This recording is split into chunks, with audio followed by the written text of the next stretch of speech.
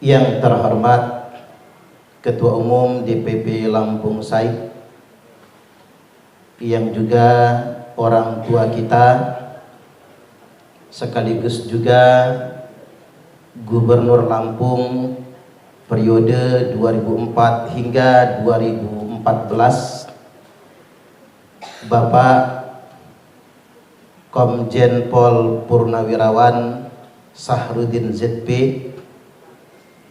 beserta Ibu Truli. Semoga beliau berdua senantiasa sehat dan panjang umur, amin. Selanjutnya juga ada Ibu Ai. Saya nggak berani manggil Atu, Pak, karena saya seumur anak beliau. Dimanggilnya Ibu Ai. Semoga Ibu Ai juga sehat, panjang umur. Selanjutnya yang saya hormati Ketua Harian DPP Lampung SAI, Bang Haji Riko Menoza SZP beserta Bu Pitska, Bapak-bapak dan ibu-ibu, keluarga besar DPP Lampung SAI, apa kabar? Sehat? Izinkan saya menyampaikan tausiah pada kesempatan kali ini. Bukan ngajari Bapak Ibu, karena saya masih anak kemarin sore, jadi belum banyak pengalaman. Dan juga bagi para sesepuh yang belum sempat saya sebutkan, saya mohon dimaafkan. Yang jelas kemarin pas puasa kita buka puasa bersama juga di sini, sempat saya membahas siapakah pemimpin Lampung yang sanggup melanjutkan pembangunan kota baru. Habis itu viral malahan. Yang memviralkan Bima, tapi bukan saya ya. Walaupun menurut saya bahasa dia itu tidak sopan lah, berlebihan itu menurut saya. Kita juga nggak bisa, walaupun zaman kebebasan juga jangan menggunakan bahasa yang tidak sopan begitu. Seolah-olah dia bisa segalanya juga, jangan. Cuman memang ya kita pas buka bersama kan bahas itu. Sudah dibukakan jalan, dibukakan pintu, sudah dibangun oleh Pak Sahrudin, orang tua kita. Sayang sekali belum ada yang sanggup untuk menyelesaikannya. Ya mudah-mudahan Bang Riko lah yang sanggup nantinya ya. Amin, amin ya rabbal alamin. Biasanya doa saya itu biasanya mustajabah biasanya. Ma'asyiral hadirin, Bapak Ibu rahimakumullah. Ngapa sih ada halal bihalal gitu? Halal bihalal ini kan budaya kita. Kalau di Arab itu nggak ada halal bihalal itu, Pak. Di Arab itu lebaran nggak ada yang bikin nastar, nggak ada. Nggak ada yang bikin lapis legit juga nggak ada. Nggak ada yang ke rumah-rumah juga. Makanya bersyukurlah kita jadi orang Indonesia karena punya budaya. Bahkan di sana kalau ada orang mati, orang takziah ke rumah duka pulang. Oh sedih betul kalau di kita kayak gitu modelnya. Nggak usah di sana, Malaysia saja Pak.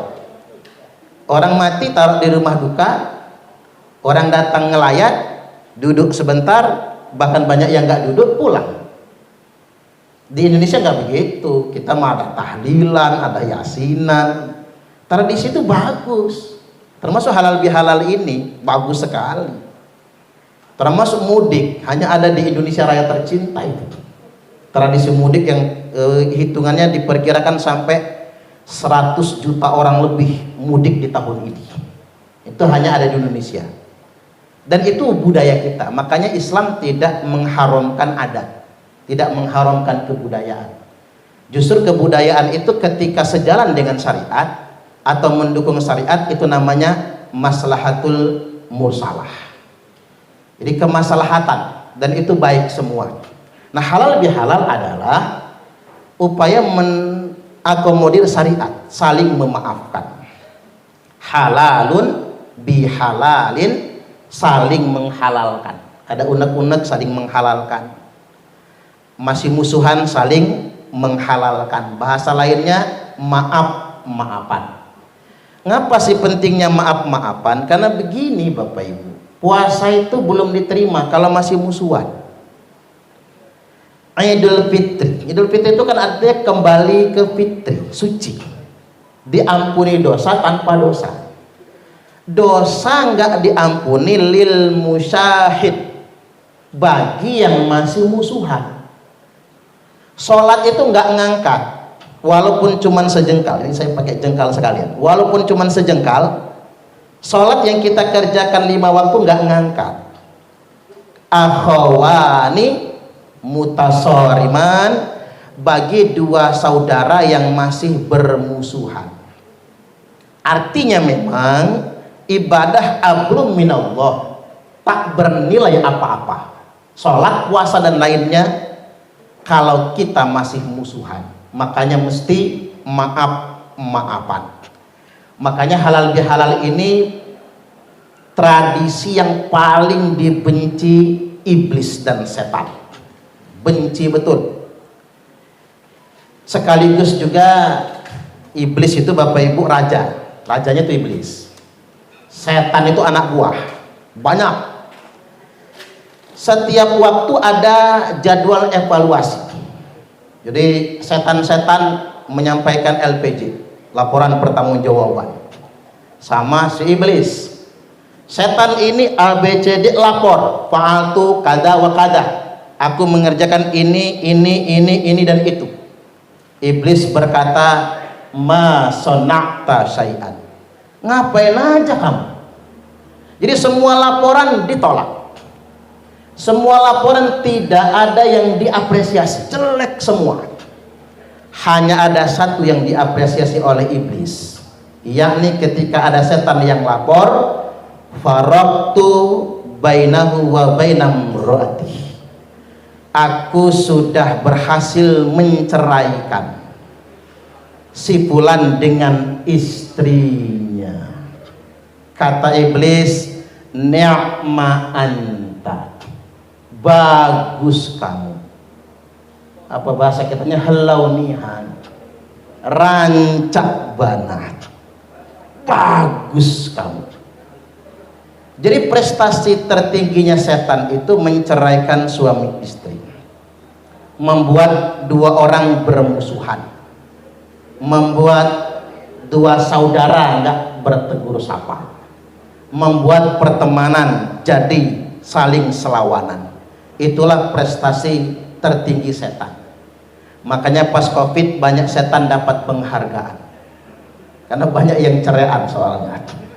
Angka perceraian tinggi pas COVID itu. Jadi setan banyak mendapatkan penghargaan. Nah artinya Bapak Ibu, bukan kata cerainya yang kita garis bawahi, tapi bermusuhannya. Itulah prestasi setan. Orang-orang yang belum berdamai, maka dosanya belum diampuni, ibadahnya belum diterima. Definisi musuh itu begini, la yukallimu akhahu fauqa thalathati ayyam, tidak bertegur sapa lebih dari 3 hari. Jadi kalau masih 3 hari ke bawah boleh Pak musuhan, tidak apa-apa. Tapi kalau sudah lewat 3 hari Bu, jangan nggak teguran sama suami. Yang nggak boleh itu lewat dari 3 hari. Kurang dari 3 hari ngambek nggak jadi masalah. Kita itu begini, ada yang nanya sama saya, Ustaz, saya kan musuhan sama si fulan, cuman si fulan sudah saya mintain maaf, dia tidak mau memaafkan. Nah jawabannya begini Bapak Ibu, tugas kita ini cuman minta maaf. Kalau yang dimintai maaf nggak mau ngasih, urusan selesai, tinggal dia sama Allah, sama kita sudah selesai.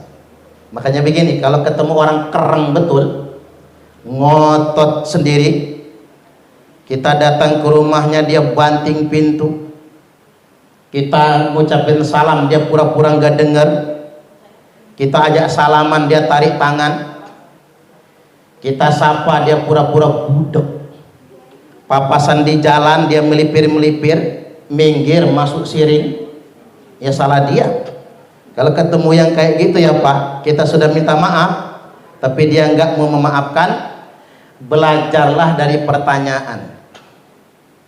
Kalau monyet turun dari pohon, yang duluan palanya atau ekornya?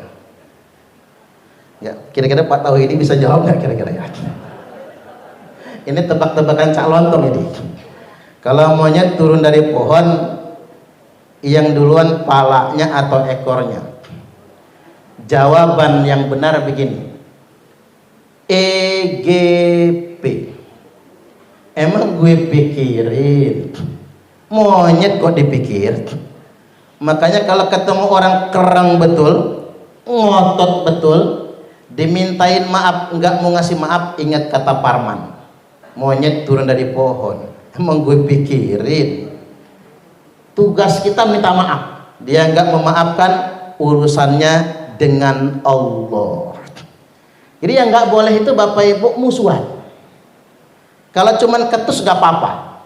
Dulu mah akrab betul ya, saking akrabnya kemana-mana bareng, pesta bareng, pengajian bareng, ke mall bareng, bajunya sama, make upnya tukeran, istrinya, oh jangan, hampir ketukar juga bininya, saking akrabnya Pak. Jadi, tapi suatu hari Bapak Ibu, kelas ada masalah. Karena kelas ada masalah, mungkin hajatan, minjem duit, janji habis hajatan bayar. Nggak dibayar-bayar sampai 3 tahun, umpamanya. Nggak akrab lagi nggak apa-apa, yang penting jangan musuhan. Ya, papasan di jalan ditanya dari mana? Di belakang. Mau kemana? Ke depan. Ya nggak masalah. Yang penting kan gak musuhan, sekedar gak hangat lagi gak jadi masalah. Baik, ngomong-ngomong minta maaf halal bihalal, nanti dulu kita minta maaf dengan orang lain. Orang pertama yang harus dimintai maaf di rumah adalah istri sendiri. Setuju gak kira-kira? Karena istrilah yang paling sering disakiti suami. Ingat bapak-bapak, wanita diciptakan bukan untuk disakiti, tapi wanita diciptakan untuk dicintai. Ingat wahai lelaki, jangan membuat wanita menangis, karena malaikat akan mencatat setiap air matanya yang jatuh. Buat gawah. Iya dong Pak, kemana kita harus minta maaf? Ya sama bini dewe lah.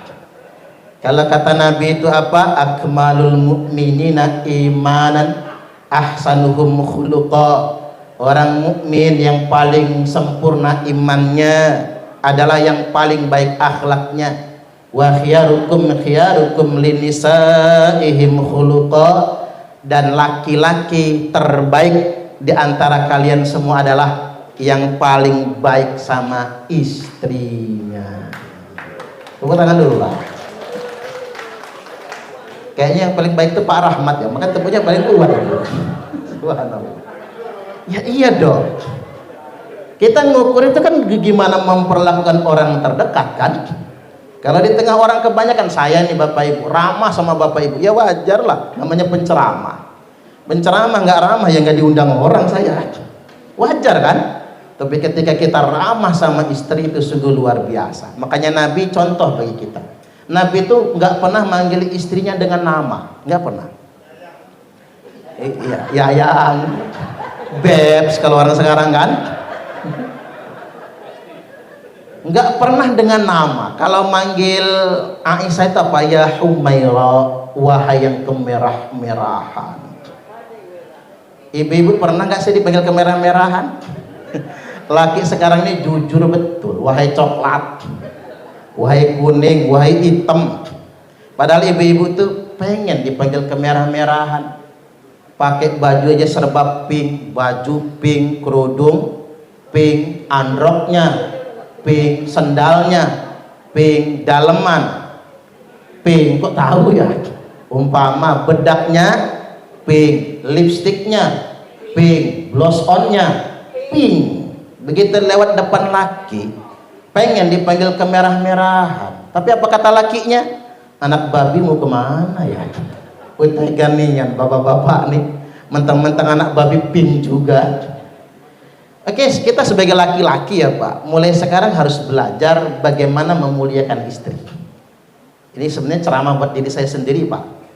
Karena kadang-kadang kita ini kalau belum dapat itu ngerayunya, belutut. Kalau ditolak, aku tidak bisa hidup tanpa kamu. Di Bandar Lampung banyak flyover, nanti saya loncat. Ngancam Bapak Ibu. Begitu udah dapat, ting bating ya. Kata Bu Ait ting batik. Kadang-kadang sedemikian rupa. Ini yang pertama. Yang kedua, kepada siapa harus minta maaf? Ya istri, ibu-ibu sama suami. Karena boleh jadi kata-kata istri itu menyakiti suami. Apalagi omelannya.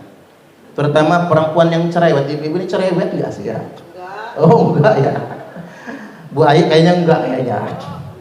Jadi kepada suami lah yang pertama kali harus minta maaf. Karena memang surganya istri itu ada pada suaminya. Saya tanya sama ibu-ibu ini. Benar. Kewajiban istri kepada suami itu berapa sih? Ada berapa kira-kira Bapak Ibu? Ibu-ibu lah. Oh enggak apa-apa ini. Jangan-jangan ibu-ibu masuk neraka semua nanti ya. Kewajiban masak nasi kewajiban siapa? Suami. Nah, cocok, saya setuju banget ini. Nyuci baju kewajiban siapa? Suami. Nyuci piring kewajiban siapa? Suami. Nyari duit nafkah kewajiban siapa? Suami. Menyekolahkan anak kewajiban siapa? Suami. Anak kencing berak di celana yang nyebokin kewajiban siapa? Suami. Tak ceramahin di kota Manggala Bapak Ibu. Ibu-ibu di Manggala berdiri semua. Saya pikir marah mau meninggalkan saya ceramah. Ternyata ngangkat jempol tangan. Bagus Pak Ustadz. Baru kali ini Ustadz ngebelain kaum perempuan kata mereka. Jadi kewajiban istri kepada suami itu Bu cuman ada satu. Taat perintah suami. Makanya Bu kalau disuruh masak ya masak. Kalau disuruh mijitin mijit. Kalau diajak masuk kamar masuk. Kata ibu-ibu di Manggala gawah Pak Ustaz. Sarwa keneh sami mawon Pak. Sama saja semikikinah. Enggak ada bedanya. Praktek sama, prinsip yang beda. Makanya ibu-ibu semua kalau dilakukan karena taat suami, ibu-ibu masuk surga semua. Perempuan paling gampang masuk surga taat suami, paling gampang masuk neraka ngelawan sama suami. Tak ajaran kalau ibu-ibu pengen betul masuk neraka itu, ngelawanlah sama suami. Suami lagi tidur Bu, sepak palanya, gratis masuk nerakanya. Iya dong. Ya kalau cuma cari surga mah gampang Bu. Ibu-ibu cium tangan suami. Nah ini perlu saya ajarin cara cium tangan suami. Cium tangan suami itu jangan pakai jidat, nanti jenong.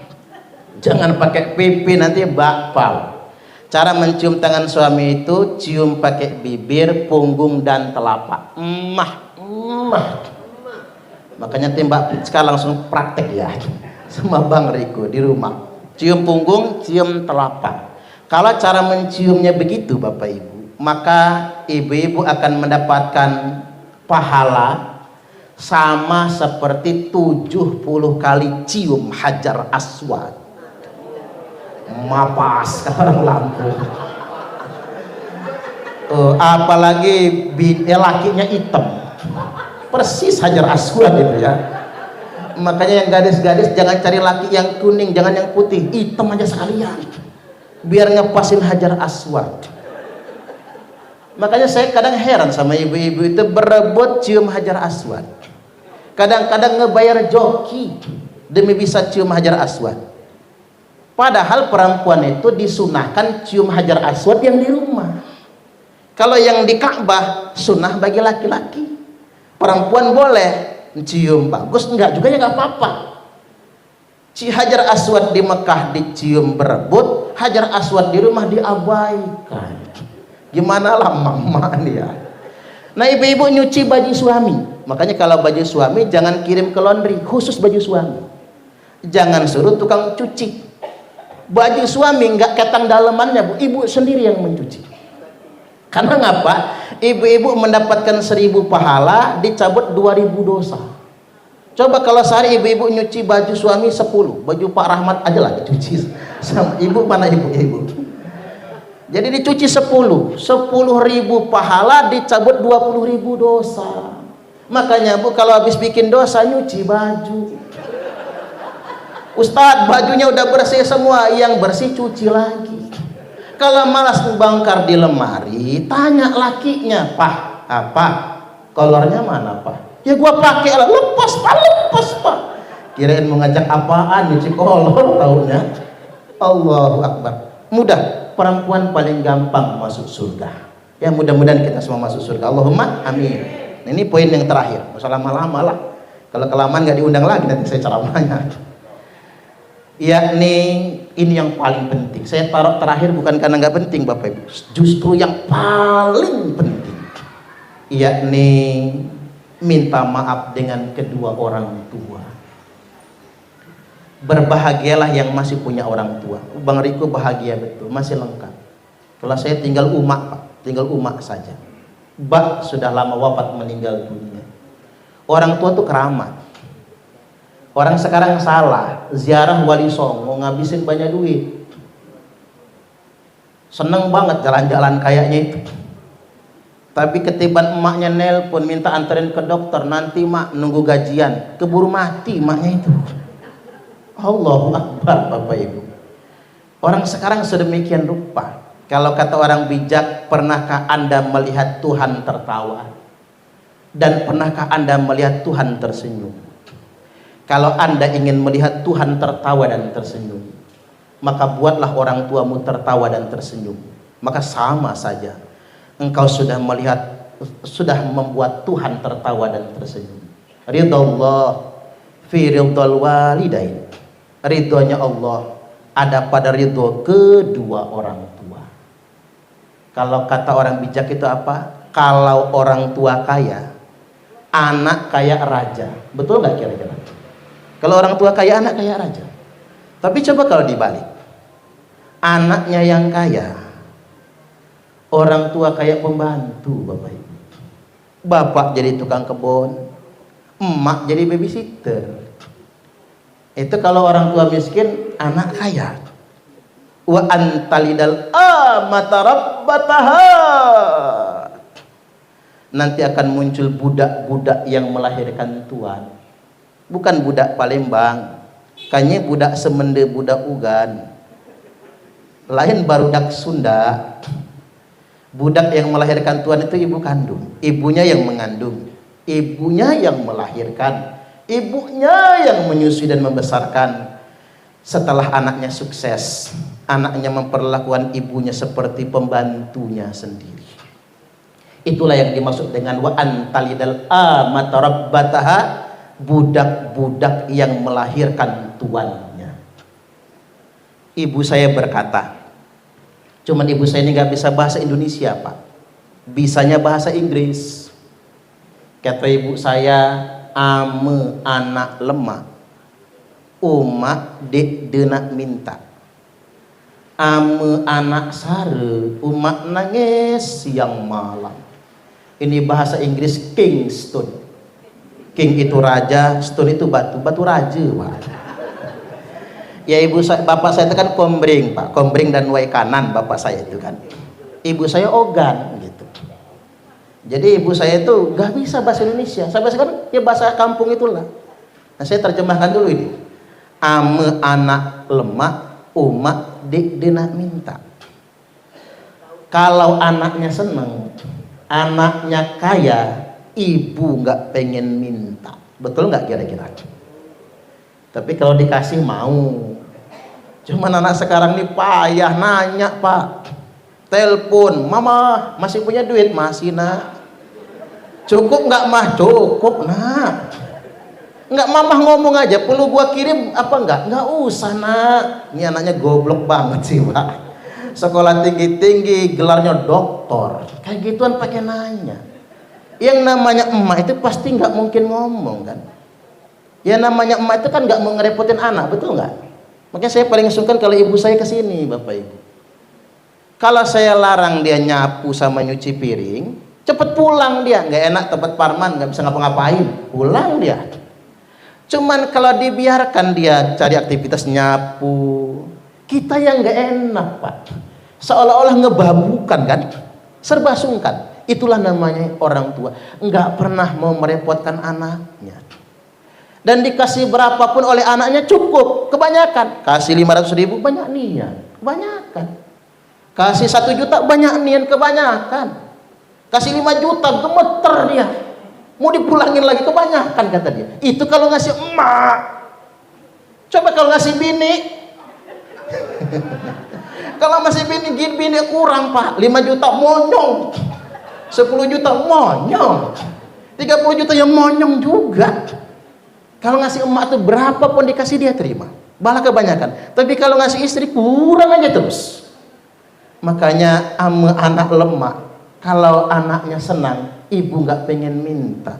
Tapi sebaliknya anak sare, umak nangis siang malam. Kalau anaknya susah, siang malam ibu menangis. Tidak ada yang bisa mengalahkan ketulusan seorang ibu, percayalah. Suami sayang-sayangnya suami sama bini, bu. Coba ibu-ibu lagi masuk angin minta kerokin laki, marah dia malahan. Atau dibalik pak, bapak-bapak tua renta, stroke, bengek, prostat, asam urat, bocor kelep, rembes dewe, udah pakai pempes lagi kan. Istri telat ngambil anduk, marah. Istri telat bikin teh, marah. Istri sambil ngaduk teh ngebatin dia. Kapan matinya orang satu ini? Nggak percayalah sama saya pak. Itu istri. Kalau bapak-bapak galak, makanya bapak-bapak jangan galak sama bini. Apalagi sudah tua, harus sayang-sayang biar dia tambah sayang. Tapi kalau ibu, ndak ada yang bisa mengalahkan ketulusan seorang ibu. Makanya penting bagi kita semua untuk memuliakan seorang ibu. Ini buat nasihat buat saya, karena saya masih punya ibu. Saya ini begini Bang Riko, hanya sanggup sebulan sekali pulang kampung ke Lampung Utara itu, nengok ibu saya. Itu pun dia sudah senang bukan main, senang bukan main. Masuk ke kampung kan begitu Bapak Ibu. Masuk listriknya ya zaman Pak Saharudin juga, udah lama nggak pernah masuk listrik, juga masuk listrik Bapak Ibu di sana, di bawah kaki gunung Bukit Barisan itu. Jadi memang walaupun sebulan sekali ada senang, bukan karena uangnya tapi kunjungan. Itulah yang membuat Pak B.J. Habibie sampai menitikkan air mata. Karena anaknya Pak B.J. Habibie itu pintar semua. Karena pintar semua, keluar negeri semua Pak. Pada akhirnya orang tua ingin bersama anak cucu, ingin dikunjungi oleh anaknya, nggak lebih kok. Ini buat Bang Riko lah, buat saya juga. Bapak sudah pensiun kan begitu. Dengan berbagai macam karya beliau, karir beliau yang luar biasa ya, baik di kepolisian maupun puncaknya menjadi duta besar Bapak Ibu. Cuman di masa tua itu tetap ingin kita datangi Pak, ingin anak-anak kumpul, cucung-cucung kumpul. Pada akhirnya kebahagiaan sejati ada pada kebersamaan. Itulah bakti yang sesungguhnya. Betapa banyak orang tua merasa murung di masa tua karena anak cucung sibuk hanya mengejar dunia. Dunia dikejar juga segitu-gitu juga dapatnya. Makanya Bapak Ibu, hari ini closing saya begini, siapkanlah waktu terbaik, buatlah timingnya, terserah kita mau seminggu sekali, mau setengah sebulan kali, mau sebulan sekali, atau mau 2 bulan sekali. Wajib kita dan anak-anak nengok kakek, nengok nenek, membersamai orang tua. Itu kebahagiaan yang tidak pernah bisa digambarkan oleh siapapun, tapi hanya bisa dirasakan oleh yang sudah lanjut usia. Kita sekarang belum lanjut usia, makanya nggak bisa ngerasakan, tapi kita bisa mengambil gambaran itu semua. Betapa banyak anak-anak yang abai kepada orang tuanya. Terakhir, orang bijak berkata, perlakukan orang tuamu seperti raja, maka rezekimu pun akan seperti rezeki para raja. Tapi awas, kalau engkau memperlakukan orang tuamu seperti pembantu, maka rezekimu pun akan seperti rezeki pembantu. Capek nyarinya, tapi nggak akan pernah cukup selamanya. Tidak akan pernah mati. Anak yang durhaka kepada orang tuanya sebelum dia merasakan sakit seperti yang dirasakan oleh kedua orang tuanya. Demikian dari saya, kurang lebihnya mohon maaf, dan kepada Allah Ta'ala mohon ampun. Sekali lagi mudah-mudahan ayahanda, orang tua kita Bapak Sahrudin ZP dan Ibu Truli selalu sehat, panjang umur, bisa ngayomi kita semua, dan senantiasa membimbing kami untuk membangun di Provinsi Lampung ini. Wallahul muwaffiq ila aqwamit thariq. Wassalamualaikum warahmatullahi wabarakatuh. Langsung doa ya. Ya dzal jalali wal ikram. A'udzu billahi minasyaitonir rajim. Bismillahirrahmanirrahim. Alhamdulillahi rabbil alamin. Allahumma salli wa sallim ala sayyidina Muhammadin wa ala alihi wa sahbihi wa barik wa sallim ajma'in. Allahumma ighfir lana dhunubana wa liwalidayna warhamhum kama rabbayana shighara. Ya Allah, ampunilah dosa-dosa kami, khususnya dosa kedua orang tua kami. Sayangilah mereka, kuatkanlah cinta di hati dan kehidupan mereka, bahagiakan, damaikan mereka. Berwasilah dengan perjuangan mereka membesarkan kami, mendidik kami sejak kecil. Ingin kami senantiasa menggembirakan mereka, ingin kami membahagiakan mereka, ingin kami membalas jasa-jasa mereka sekuat kemampuan kami. Allahumma anzilir rahmata wa maghfirata wa salamatan fid dini wad dunya wal akhirah. Ya Allah, limpahkanlah rahmat-Mu, berikanlah ampunan-Mu, dan limpahkan keberkahan serta keselamatan dalam urusan agama, dunia sampai akhirat. Ala jami'il hadirina wal hadirat min jami'i ahli DPP Lampung saya. Untuk semua yang hadir pada kesempatan kali ini, keluarga besar DPP Lampung saya, bil khusus ayahanda kami Bapak Sahrudin ZB dan Ibunda Truli, di ajri salamah wal afiyah wasihah wal barokah. Rabbana hablana hukman. Ya Allah, berikan kami ilmu yang disertai kebijaksanaan. Wa alhiqna bis salihin. Ikatkanlah kami beserta seluruh anak keturunan kami sebagai orang yang solih dan solihah semua. Waj'al lana lisana sidqin fil akhirin. Dan jadikanlah kami ya Allah sebagai buah tutur kata yang baik bagi generasi di kemudian hari. Rabbana atina fid dunya hasanah wa fil akhirati hasanatan wa qina adzabannar. Wa sallallahu ala sayyidina Muhammadin wa ala alihi wa sahbihi wa sallam. Walhamdulillahi rabbil alamin.